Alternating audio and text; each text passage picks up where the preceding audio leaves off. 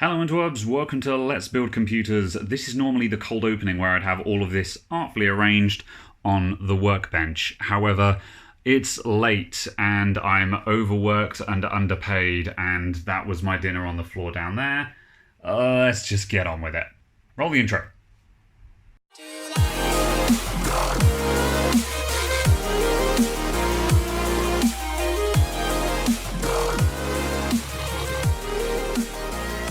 Okay, so the build we're doing today is what I would refer to as a glass cannon build.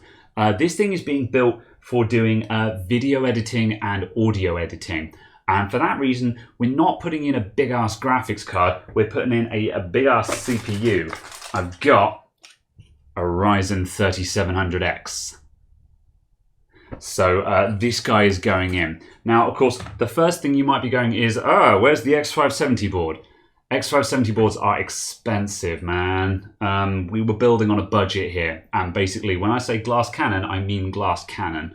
Glass cannon means you put all your money into one component. In this case, we put it all into the CPU.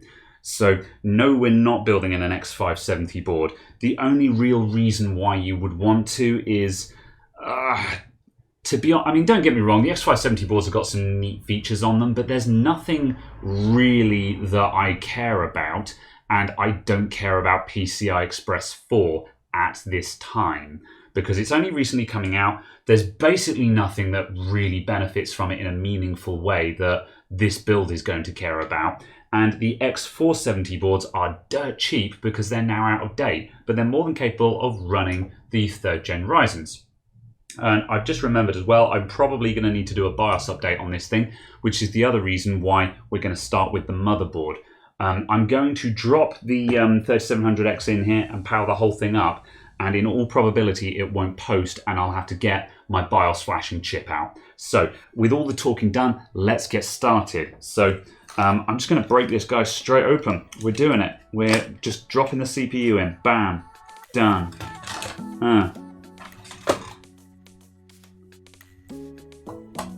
Nice.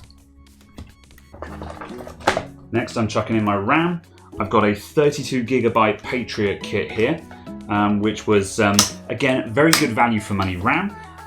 The client wanted 32GB. I'm not sure if they really need it. I'm not sure if 16 would have been enough. And if we put in 16, we probably could have spent a bit more on either the motherboard, or the budget probably would have stretched to buying a nice graphics card anyway.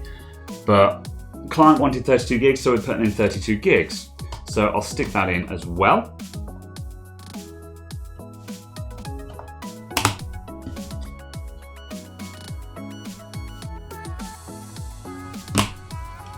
This is DDR4 3000, well, 3 gigahertz we're putting in here. Again, we're on a budget, so I didn't want to buy super expensive RAM, but it's worth noting that Ryzen 3rd gen really likes memory speed. And there are some tricks to getting your memory timings just right.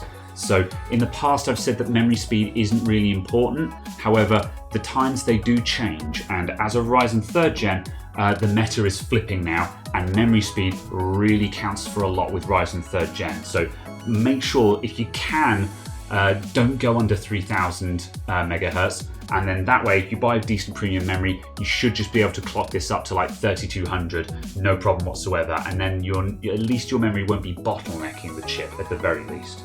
So we'll probably be looking at that when we get this thing up and running. Now, this build that we're doing is replacing the client's old computer, which is an old FX6 rig. And he's got a media graphics card, as I would call it. It's like a GT 740 or GT 730 or something like that. We were going to put that in here. However, I'm legitimately concerned that having such a low-end graphics card might actually hold the system back. Because while we're going to be doing all of the encoding and processing on the CPU, but if we're trying to edit HD video and we're scrubbing back and forth, we might suddenly find ourselves bottlenecked by the graphics card just displaying the video on screen. I'm not sure if that's going to be a problem yet or not. It's not something I've really investigated, so we're going to be testing that out. For the sake of the build, I've got an old 960 here that we're putting in just because we know that's going to work. This might not be the long-term card that stays in this computer. However, for now, it'll serve us while we get the thing built up. Again, not a gaming rig. And to power this setup, I've got a GameMax GP500 here, which is a good budget power supply. And for the record, again, the budget would not stretch to a modular power supply because at the time of ordering the parts for this build, power supplies are expensive. I don't know what's happening, but for some reason or other, power supplies have just shot up in price. And yeah, I was like, really? We can't get a Corsair CXM or something like that? Nope, couldn't do it. So that's why we've got a more modest power supply. But the GP500, it's got decent rails on it. It'll do just fine.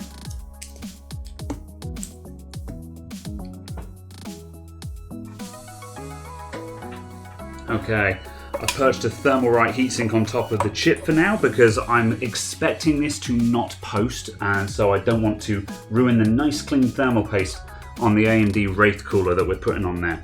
So power on, and we need HDMI, and we are ready to go. Let's jump start it. Oh, I should have plugged in a beep speaker so we know if it posted or not. I'll also know because it'll, output a picture. However, having a beep speaker is always handy. Nope, can't find a beep speaker, and we are stuck on the CPU diagnostic light. So this thing clearly needs a BIOS update. It was worth a try, brand new motherboard. However, just goes to show that just because you bought the motherboard after AMD 3000 was released, doesn't mean it doesn't need a BIOS update. You don't know how long this has been sitting in a warehouse for. So I'm going to go and get my BIOS flashing chip and we'll swap the CPUs over. Tell you, I was pretty bummed out about having to buy this chip for a repair quite some time ago. It cost me a grand total of about 40 or 50 quid on eBay, I think. It's an A8 9600. But I tell you what, the number of times I have pulled this chip out of the box and it saved my butt by telling me whether I had a bad motherboard or not, and the amount of BIOS updates I've done with this chip. If you do this kind of thing on a regular basis, having a spare chip around for BIOS updates is worth its weight in gold. And it probably has a fair amount of gold in it as well. Right. Whoop. Stick our poor man's cooling solution back on top again. Get some power to the graphics card. Okay, and we have posted. It took it about 20 seconds or so, but it's a new motherboard, so that's to be expected. So as you can see, we've got a post on the screen, which my face is hiding most of. All right, so let's drop into BIOS now. So press F1 to run setup. F1. Okay, so the bit I'm interested in is in the top right. We've got an X470 Gaming Plus. And we are on BIOS version A60, and it's a 2018 BIOS, December 2018, but yeah, there you go. So our BIOS is basically a year out of date. Well, it's not a year out of date, it's 10 months out of date-ish. No, it's not, it's 8 months. I know what time it is. Let's go get the BIOS for it. Okay, X470 Gaming Plus.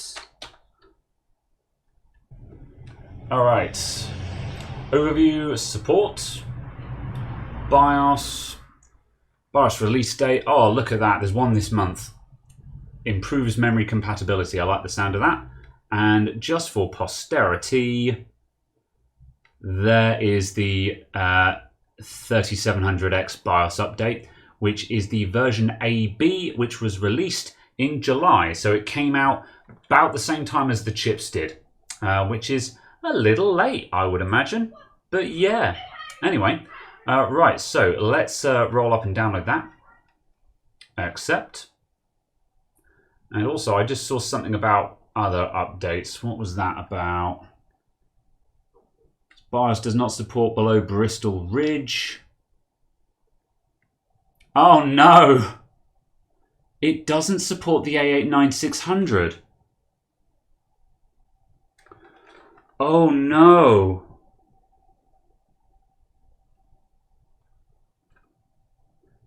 That's really squicky. I'm flashing with an A8 9600. But here's the thing. I can flash the BIOS, but it won't work after the reboot. But it will then support the new CPU. So I'm going to have to change the CPU immediately after the flash and just go no guts, no glory. Oh no! Was not expecting. Oh, that's hideous. Oh, that's terrible, Muriel. No guts, no glory. I'm doing it.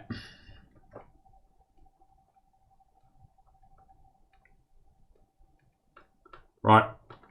BIOS downloaded. What's in it? An ADO file. Let's grab a flash drive.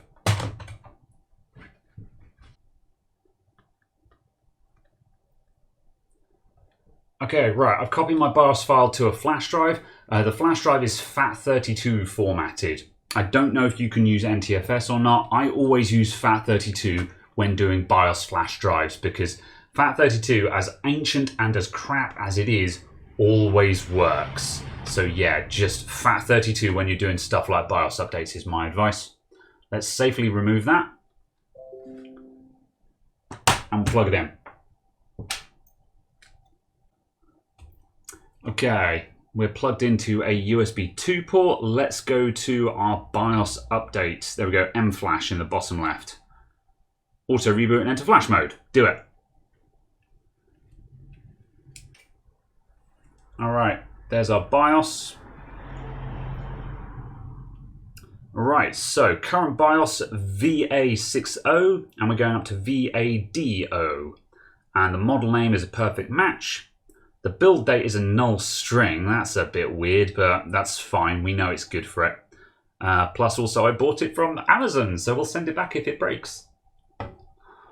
Okay, BIOS is updating. So we're going to run this BIOS update. After it finishes, the system is going to reboot, and it's not going to post because it will no longer support the CPU that's in there. But then we'll drop in our brand new Ryzen 3000 CPU, which will have become supported.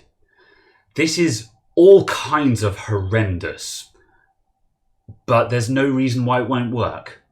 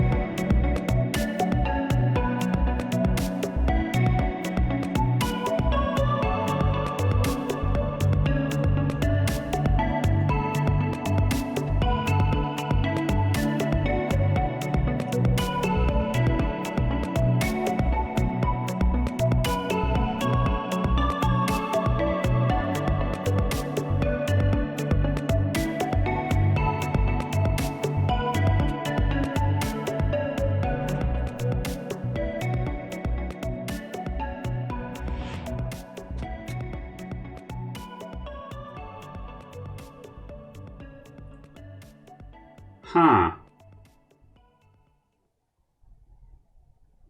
Would you look at that? It still works. Science, people! Let's drop into BIOS and confirm that the update worked. I need an F2. I've rebooted. Or delete.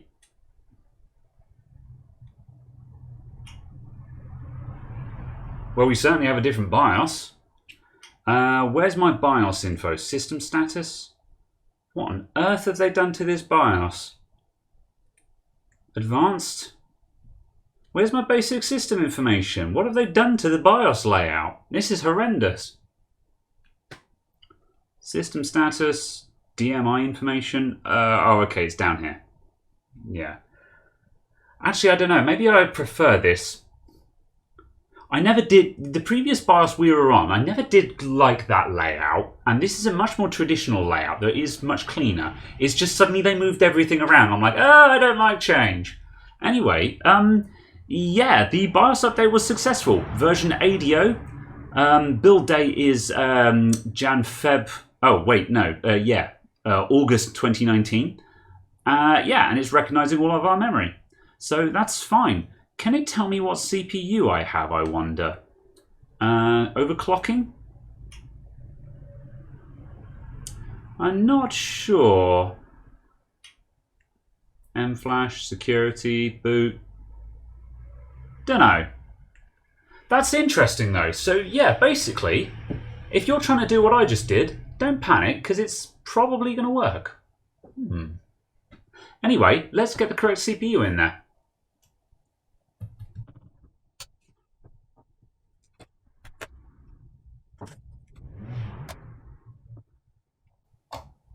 Right, now we know that the 3700X isn't going anywhere. We'll stick in...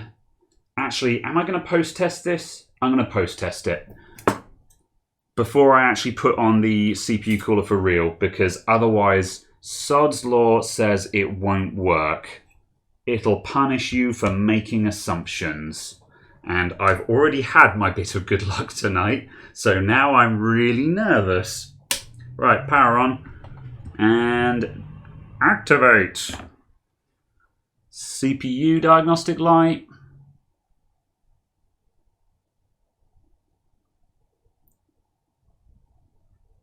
CPU diagnostic light has gone out. I guess it just went straight through the rest. Do we get a post? No, we're back onto CPU. What are you doing? Did it power cycle?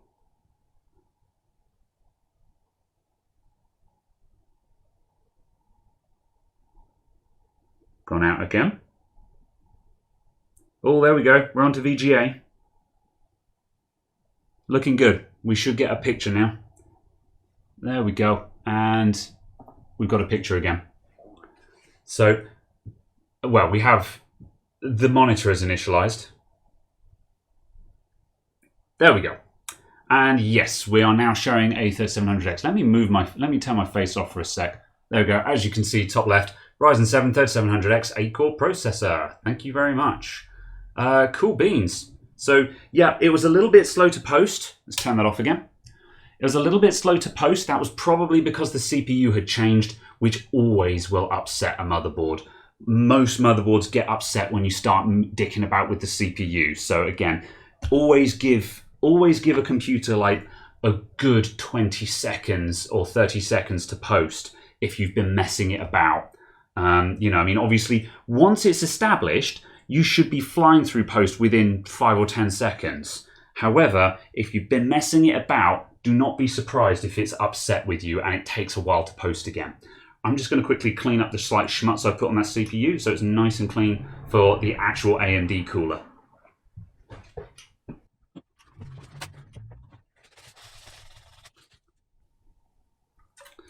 Alright, in goes the Wrath Max.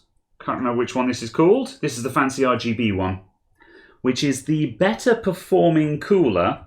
However, I don't like this cooler because it uses the 2-point hold down, which I really don't like. I think it's crap, and I don't know why AMD used it on this cooler.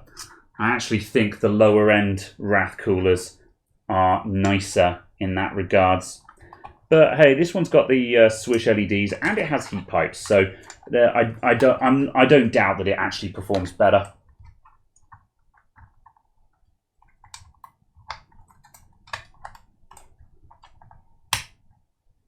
There we go.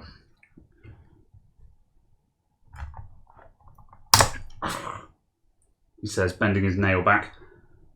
Fucking bloody 2-point hold downs. Hate the damn things. Fan in. Alright, now one more post test just for the road, and we can finally get to building.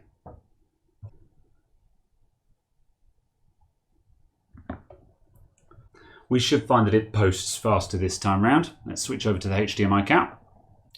There we go. MSI logo and straight into BIOS. Good stuff. All right, well, let's clear all this up and get to building. Right, now we've removed a load of the junk. We can put in a cheap little SSD, and we've got to move the hold down for that. It goes back to the 80mm hold down point.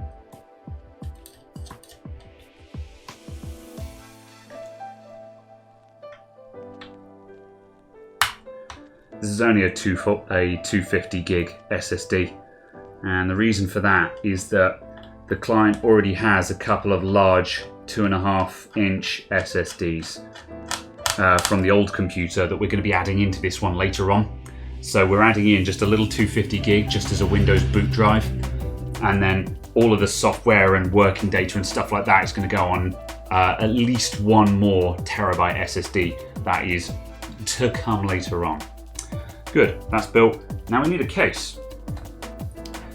And the case we've got today is a Corsair Carbide 270R, which is a case we've built in before. And this one was chosen for professionalism and price point. Because this is not a gaming computer, I didn't want to buy a gaming PC with the tempered glass side panels and all the rest of it. This is a workstation. So when I say glass cannon, I don't mean literal glass cannon. So yeah, I've picked the 270R because it's a good premium brand case, and it also has real hard drive bays in it. Because we've got like 3 or 4 hard drives that will be going into this over time. So that was actually required. Whereas normally I'm not too bothered about modern cases only having 2 hard drive bays. On this particular build, it does actually matter. Oh, I lied, sorry, it's a 200R, not the 270R. And in addition to that, it also has a DVD drive slot, which I think we need to be confirmed. So yeah, we still have the usual creature comforts of an old style case, which we actually require for this one. So let's do a little bit of prep work here. Check what fans we've got. They're in the right place. We've got 2 3-pin fans, one at the front, one at the back. I'm okay with those being as they are. So we'll leave those in position. We'll put in the I/O panel, and in addition to that, I think our standoffs are all good as well. Yes, they are. The motherboard requires 9 standoffs, and we've got 9 already positioned in the correct orientation here.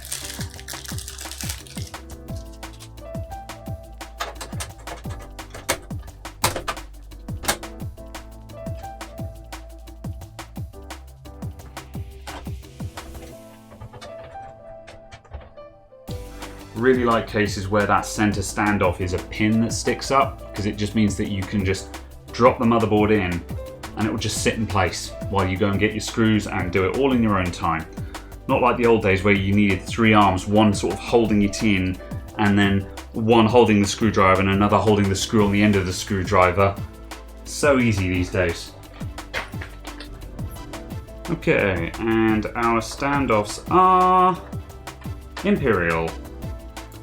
I always loose fit the screws the first time I put them in, so then I can just give the motherboard just a little bit of a wiggle just to make sure it's seated correctly. There's nothing worse than having cross-threaded screws in a standoff, because then when you remove the screw, the standoff comes out with it and it's a bit horrid.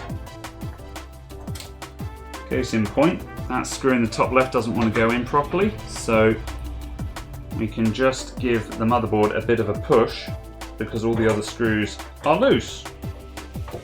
There we go. Just tweaked all those screws up. I haven't graunched them tight. You don't need to over tighten screws in computers. I say it in so many videos, but I'll keep saying it again and again for all the people in the back who didn't hear it the first time.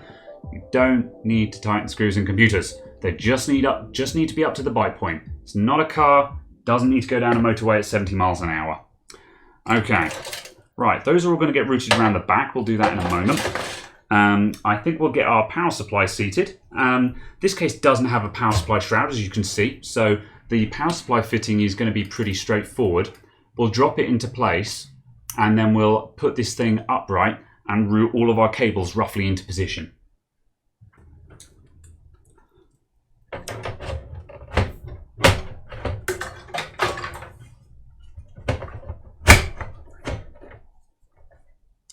Yes, I'm mounting the power supply fan side up. Come at me, comments.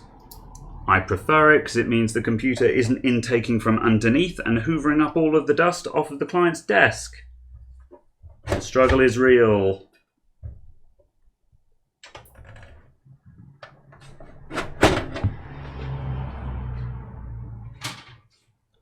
It's very difficult to resist the urge not to look into the camera when you're doing this because you want to make sure that you're still in shot, but you also don't want to keep looking into the camera. Right, let's pull all of our front panel cables back through here. And then we'll take all of the... Yes, we'll take all of the power supply cables through as well.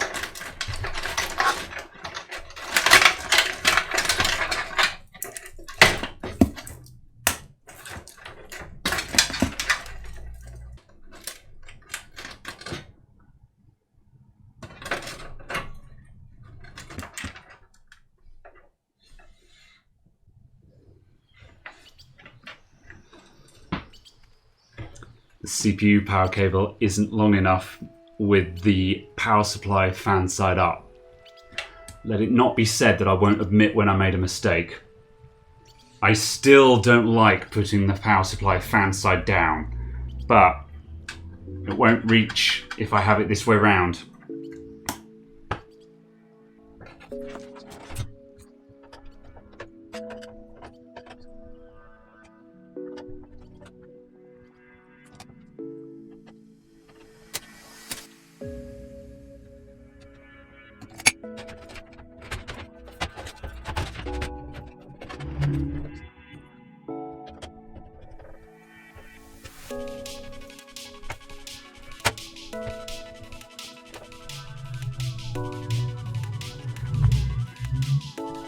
Now our CPU cable's just got another couple of inches on it that it needs to reach up and over.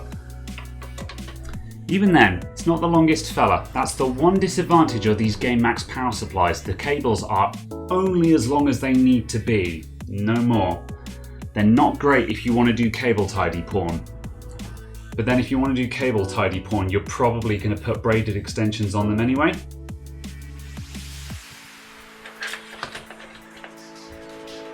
We've got our basic cable routing done. Now we're going to flip the whole thing round, plug everything in, then we'll put it upright again and pull everything tight and zip it down.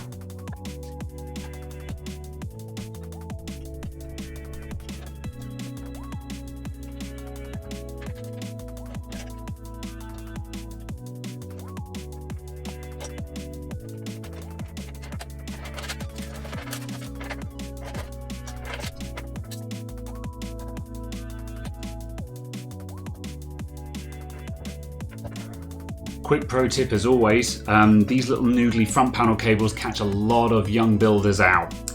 So the two switches, doesn't matter which way around those two plugs go because they're switches. The LEDs, it does matter. So the hard drive LED I've got here, on the other side of this, you won't see it on camera, but there's a little triangle on the back of the connector. That triangle denotes the positive pin, and the positive pin will be toward the back of the case. So positive pin goes on the left when the board is upright. And then your power LED is typically labeled positive and minus anyway.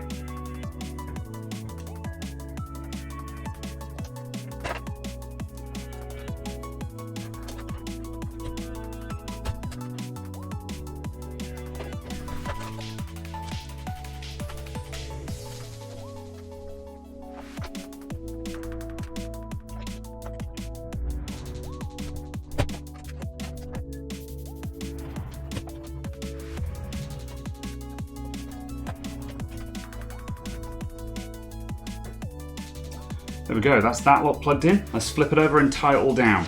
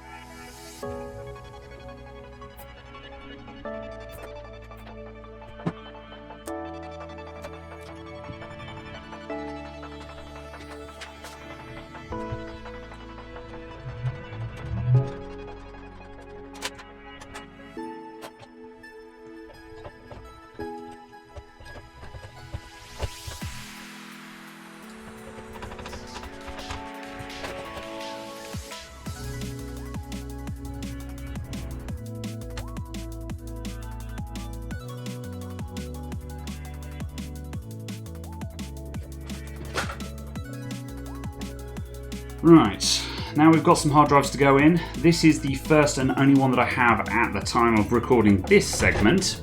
I'll just slot that in up here, which I think will go into some truly tool-free enclosures. There we go. Lovely. And we'll just run a SATA cable around the back for that. In fact, I'm probably going to plug in a full complement of SATA cables. Oh, all two of them that the motherboard came with. Because, as I say, we've got more drives to come for this one. The customer needs to bring me their old computer, which is still in service at the moment, which I will then remove some bits from. Now, while I'm here, I'm going to double check because we have a SATA-based SSD connected, and when you have a SATA-based SSD in an M2 slot, it will typically occupy one of the SATA channels, disabling one of your SATA connectors. So if you're using SATA hard drives and a SATA M.2 SSD in your computer, you'll probably want to consult your motherboard manual to see which port that will actually disable. So I'm just going to flick through here. Right, here we go. Overview of components, M.2 slots, page 16. Important! SATA 1 port will be unavailable when installing SATA M2. And PCIe 6 will be unavailable when you use a PCIe one. In addition to that, M2_1 only supports PCIe mode. Which one did I install in? I installed in M1, so I've got to move my SSD as well. Good thing we checked up on that. So what happens when you try and put a SATA SSD into an M2 slot that only supports NVMe is that the computer won't post.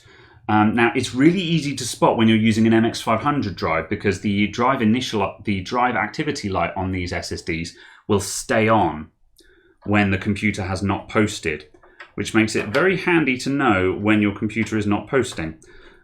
So yeah, I've been caught out by this one before. It was actually a problem when I built my gaming rig. I got stumped by that for a while before I suddenly realized what was happening. So we'll move that down there. And we need to make sure that we are not using SATA 1, which is down here. So instead, I'm going to move that up and I'm going to start from the top down.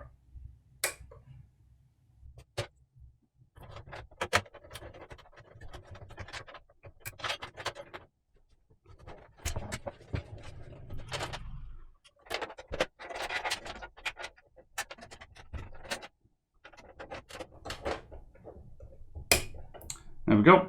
And I'm going to deliberately leave all of these cables flapping around in the breeze because I know that there are more hard drives going into this later. And also, this is a working computer and certain drives are going to get swapped out now and then. So I'm not going to tie all these cables back because that just makes life difficult when you need to move it about. This isn't a show computer. It doesn't have a side panel. I will make it nice and tidy on the inside just for the sake of a quality build. However, this is a working area of the computer. Doesn't need to be tidy, it needs to be functional. Okay, and with that, we're basically done. Let's give it one more post test and then we're ready to slap Windows on it. There we go, and we have posted again. Oh, he says as it boots looped. Are you okay? Posted, and then it boot cycled.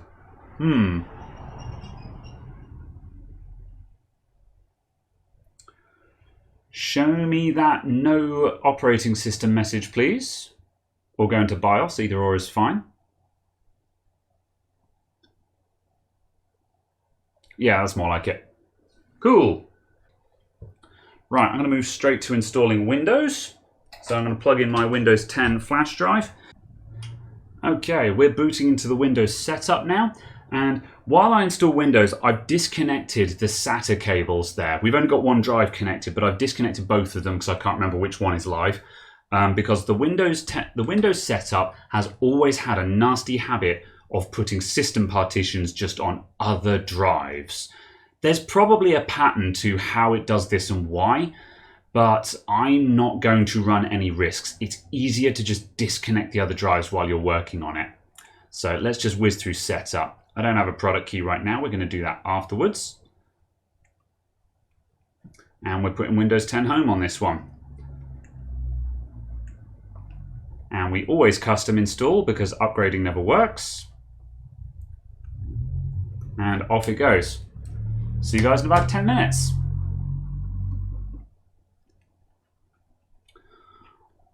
Let's start with region. I love installing Windows on a desktop because there's no speakers connected, so I don't have Cortana whittering away into my ear. Oh yeah, sure, we'll give it some Ethernet. Ugh.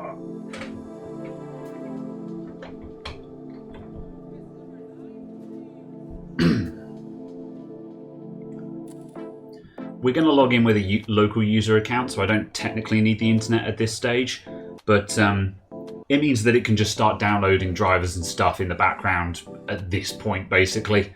I think Windows Update does actually kick off like right away almost.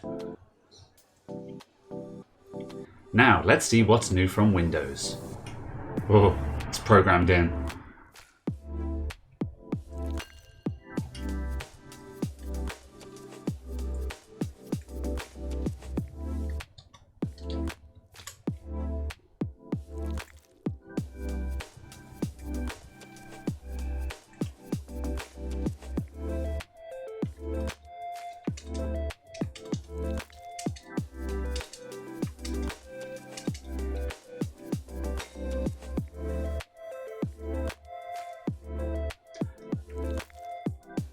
We're getting everything ready for you.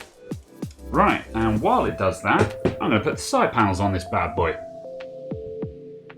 That's a cool camera angle. You can just see the RGB cooler through the mesh grille.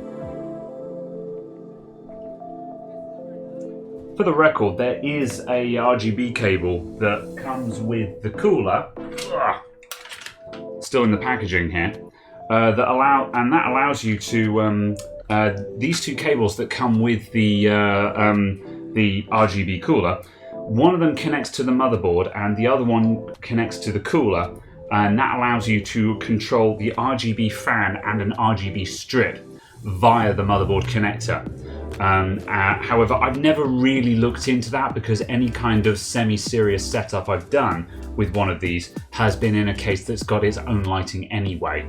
However, when you have the right controls, I believe you can do some pretty funky stuff with that.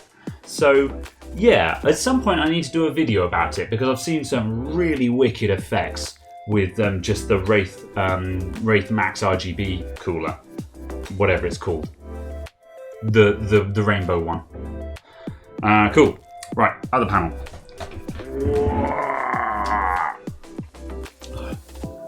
And there we have it, everyone. This thing is all ready to go. I'll be getting on the call to my client and getting a couple of extra bits from them, and then we'll be getting it all set up with their software. So I'm not going to show you guys benchmarks and stuff like that. If you want to see benchmarks about how fast the 3700X is, there are big YouTube channels that do plenty of overclocking testing and benchmarking and stuff like that, much better than I could ever do it. So go and check them out to see all the facts and figures. But as an example build and just a little walkthrough that shows you some of the common pitfalls in building a computer, I hope that was interesting for you all. See you all soon. Bye for now.